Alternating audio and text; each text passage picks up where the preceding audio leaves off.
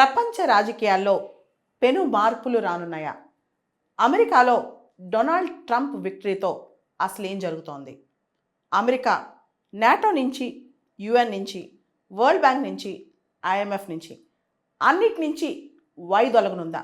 అమెరికాలో heritage foundation అని చెప్పి అల్ట్రా కన్జర్వేటివ్ గ్రూప్ ఒకటి ఉంది. డొనాల్డ్ ట్రంప్కి దానికి సంబంధం లేకపోయినా ఈ గ్రూప్ యొక్క ప్రధానమైన ఆబ్జెక్టివ్ ప్రాజెక్ట్ 2025. అంటే ఈ ప్రాజెక్ట్ ప్రకారం అమెరికా తనకు పనికి రాని కొన్ని సంస్థల నుంచి బయటకు వెళ్ళిపోవాలి, తనకి బర్డన్ అయిన కొన్ని సంస్థల నుంచి బయటకు వెళ్ళిపోవాలి. ఇక్కడ ఒకటి గమనిస్తే అసలు మనకి ఈ ఎక్స్పెన్సివ్ మిడిల్ మన్ ఎందుకు అని చెప్పి డొనాల్డ్ ట్రంప్కి చాలామంది సలహాలు ఇస్తున్నారు. అంటే వరల్డ్ బ్యాంక్లో అమెరికా పెత్తనం ఉంది, ఓకే, కానీ వరల్డ్ బ్యాంక్ ద్వారా అమెరికా ఎన్ని లోన్లు ఇస్తుంది? ఎందుకంత ఎక్స్పెన్సివ్? డైరెక్ట్గా అమెరికా ఇచ్చుకోవచ్చు కదా బయట వాళ్ళకి, అమెరికా ఇవ్వాలనుకుంటే. అదేవిధంగా నేటో అమెరికాకి తలకి మించిన భారం అయిపోయింది ఇప్పుడు, నార్త్ అట్లాంటిక్ ట్రీటీ ఆర్గనైజేషన్. దాంతోపాటు మనం గమనిస్తే కనుక ఐక్యరాజ్య సమితి యుఎన్ఓ అనేది అమెరికాకి ఎగనెస్ట్గా పనిచేస్తుందని చెప్పి ఇప్పుడు రిపబ్లికన్స్ భావిస్తున్నారు. యుఎన్ అనేది ఒక ప్లాట్ఫామ్లా తయారైంది, ముఖ్యంగా అమెరికాని వాళ్ళ ఫ్రెండ్స్ని అటాక్ చేసే ఒక ప్లాట్ఫామ్గా తయారైంది. UN have become a platform for tyrants and a venue to attack US and its allies అని చెప్పి చాలామంది రిపబ్లికన్స్ భావిస్తున్నారనమాట. సో వీటన్నిటి ప్రకారం అమెరికా చాలా వాటి నుంచి బయటకు వచ్చారు. అదే NATO, UN, World Bank, IMF, వీటన్నిటిలోంచి అమెరికా బయటకు వచ్చారు. ఇలాన్ మస్క్ కూడా రీసెంట్గా ఒక ట్వీట్కి సమాధానం ఇస్తూ, అవును ఇవన్నీ బర్డన్ అయిపోయినాయి, మంచి ఐడియా, వీటిలోంచి మనం బయటకు వచ్చేద్దాం అన్నట్టు ఒక ప్రపోజల్ తీసుకొస్తున్నాడంట. సో అమెరికా ఇప్పుడు వరల్డ్ ఆర్డర్ ఇచ్చి డిసార్డర్ వైపు వరల్డ్ని తీసుకెళ్తుంది. ప్రపంచం ఒక డిజార్డర్లోకి వెళ్తుందా అనే ప్రశ్న మనకు వస్తుంది. అమెరికా లాంగ్ టర్మ్ డిప్లొమసీ వదిలేసి ట్రాన్సాక్షనల్ డిప్లొమసీలోకి ఎంటర్ అయింది. నాకేమో దొరికింది, నాకేమి ఇస్తావు, నువ్వు ఇప్పుడే నాకేమొచ్చింది, ఇమీడియట్గా ఈ బిజినెస్ నీతో చేస్తే నాకు లాభం ఏంటి, నీకు సపోర్ట్ చేస్తే నాకు ఈరోజు ఏమైనా తెచ్చిస్తావా? మీరు చూడండి, ఉక్రెయిన్తో కూడా అలానే బెదిరించి క్రిటికల్ మినరల్స్ డీల్ కుదుర్చుకోబోతుంది అమెరికా. 1-2 కాదు, అమెరికా ఇమీడియట్ బిజినెస్ అవసరం, అమెరికాకి ఇమీడియట్ లాభం అవసరం, లాంగ్ టర్మ్ ఇంట్రెస్ట్లు పక్కన పెట్టేసింది. అమెరికాకి ఎప్పటి నుంచో ఒక రోగం ఉంది.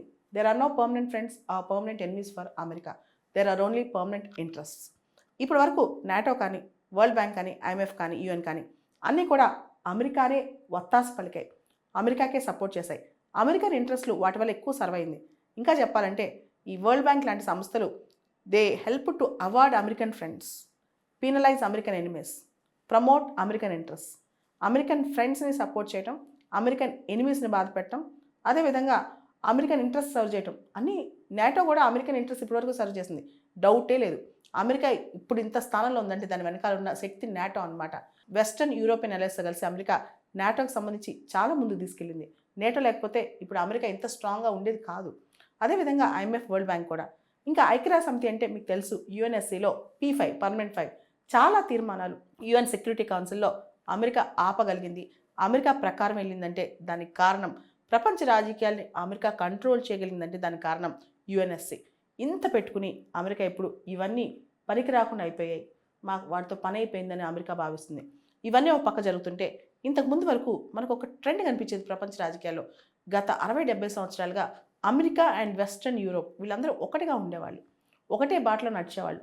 అమెరికా, యూకే, ఫ్రాన్స్, ఈ దేశాలన్నీ కూడా కలిసి ఉండేవన్నమాట. కానీ ఇప్పుడు మనం గమనిస్తే యూకే, అమెరికా ఒక రిఫ్ట్ కనిపిస్తుంది, వాటి యొక్క కన్వర్జెన్స్లో తేడా కనిపిస్తుంది. ఇంతకుముందు ఒకటే పాలసీతో ముందుకెళ్ళాయి, ఇప్పుడు చాలా పాలసీస్లో మార్పు వచ్చింది.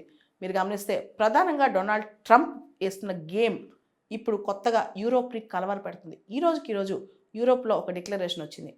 యూరోప్ భద్రత కోసం, యూరోప్ సెక్యూరిటీ కోసం దాదాపు 800 బిలియన్ల యూరోస్ దీనికోసం వెచ్చించనున్నట్లు యూరోపియన్ కమిషన్ ఎవరైతే చీఫ్ ఉన్నారో ఉర్సులా వన్ డర్ లేయన్ ఆమె చెప్పారనమాట. సో యూరోప్ ఇప్పుడు కొత్తగా ఆలోచిస్తుంది. రీసెంట్గా ఒకసారి డొనాల్డ్ ట్రంప్కి, ఉక్రెయిన్ ప్రెసిడెంట్కి జెలెన్స్కీకి గొడవ అయిన తర్వాత వాషింగ్టన్లో జెలెన్స్కీ లండన్ వచ్చారు. అక్కడ ఉక్రెయిన్ గురించి లండన్లో సమ్మిట్ జరిగింది. UK prime minister Keir Starmer అధ్యక్షత ఒక సమ్మిట్ జరిగిందనమాట. దాని టైటిలే సెక్యూరింగ్ అవర్ ఫ్యూచర్. సో ఇక నుంచి యూరోప్ తన సొంత ఫ్యూచర్ గురించి ఆలోచిస్తుంది. అమెరికాకి తనకి లింక్ పెట్టుకోవట్లేదు, ఎందుకంటే యూరోప్ని పిలవకుండా, యూరోప్కి ఏ విధమైన రోల్ లేకుండా అమెరికా రష్యా ఉక్రెయిన్ వార్లో దానికి సంబంధించిన అంశాలతో డీల్ చేస్తుంది. అలానే జెలెన్స్కీని పిలిచి మరీ బెదిరేస్తుంది అనమాట. ఇవన్నీ చూస్తే అసలు అమెరికా పోకళ్ళు ఏంటి, అమెరికా ఎటుపోతుంది, అమెరికాకి ఏం కావాలి? ఇంకో పక్క నాటో నుంచి బయటకు వచ్చేస్తానంటుంది. నాటో లేకపోతే అమెరికా నాటోలో లేకపోతే నాటోని గాలికి వదిలేసినట్టే కదా, యూరోప్ సెక్యూరిటీ గాలికి వదిలేసినట్లే కదా. అంటే ఇక్కడ ఏంటి, నాటోని గాలికి వదిలేస్తా, నా ఫ్రెండ్ పుతిన్నే పవర్ఫుల్ చేస్తాను ఇండైరెక్ట్గా చెప్పడం అనమాట. నేటోలోంచి అమెరికా వెళ్ళిపోతే యూరోప్ సెక్యూరిటీ ఎవరు పట్టించుకుంటారు? ఇప్పుడు యూరోప్కి చాలా కొత్త ఆలోచనలు వస్తాయి. అసలు డొనాల్డ్ ట్రంప్ని ఏ విధంగా నమ్మాలి, ఏ విధంగా ముందుకు తీసుకెళ్ళాలి, ఇలాన్ మస్క్ ఎలా చెప్తే అలా చేస్తున్నాడు. కంప్లీట్ బిజినెస్ మ్యాన్ అనమాట, కంప్లీట్ ట్రాన్సాక్షనల్ రిలేషన్షిప్. ఇంతకుముందు అమెరికన్ ఫారెన్ పాలసీ అనేది చాలా లాంగ్ స్టాండింగ్లో ఉండేది, అంటే 5 తరాల ముందు ఆలోచించేది. ఇప్పుడు అలా కాదు, ఈ రోజు ఏం జరుగుతుంది, ఈ క్షణం ఏం జరుగుతుంది, కంప్లీట్గా ట్రాన్సాక్షనల్ రిలేషన్. దీన్ని నిహిలిజం, ఈ ట్రాన్సాక్షనల్ రిలేషన్స్కి నిహిలిజంతో పోల్చొచ్చు. దీని యొక్క ఫిలాసాఫికల్ బేసిస్ అనమాట నిహిలిజం. నిహిలిజం అంటే నాకు ఏదో ఎప్పుడో ఎవరో ఇస్తారని కాదు, ఏదో ప్రామిస్లు ఉంటాయని కాదు, లాంగ్ టర్మ్ ఇంట్రెస్ట్ ఉన్నాయని కాదు, నాకు నెట్ రిజల్ట్ ఇప్పుడు కనిపించుదా, దీనిలో నాకు ఇప్పుడు ఫలితం కనిపించుదా, అంతే నిహిలిజం అనమాట. సో అమెరికా కంప్లీట్గా ఈ నిహిలిజం, అంటే దీన్ని నిహిలిజంతో పోల్చకూడదు, కానీ అమెరికా చేసిన ట్రాన్సాక్షనల్ డిప్లొమసీ, మా ఇంటికి వస్తే ఏం తెస్తాం, మీ ఇంటికి వస్తే ఏది ఇస్తాం, ఈ కాన్సెప్ట్లో ఉందన్నమాట అమెరికా. కంప్లీట్గా డొనాల్డ్ ట్రంప్ కంప్లీట్గా అదే. అలాంటి ట్రంప్ జెలెన్స్కీని పిలిచి క్రిటికల్ మినరల్స్ కోసం బెదిరించడం అంటే అది ఎంతవరకు రైటు? సో రేపు యూరోపియన్ సెక్యూరిటీ పరిస్థితి ఏంటి?